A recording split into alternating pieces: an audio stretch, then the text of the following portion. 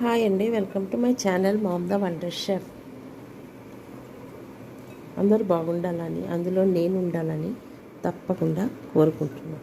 So ఈరోజు మనము దానిమ్మలు పిల్లలకి స్కూల్ టైం తర్వాత అంటే సాయంత్రం ఈవినింగ్ స్నాక్గా మనము ఈ దానిమ్మలు ఇస్తాం సాధారణంగా. సో వీటిది జ్యూస్ కూడా ఎంత మంచిది, ఎందుకంటే వాళ్ళకు రక్తహీనతను పోగొడుతుంది కాబట్టి. సో ఈ దానిమ్మను మనం ఎలా కట్ చేయాలో మీకు ఒక ఈజీ మెథడ్ చూపిస్తాను.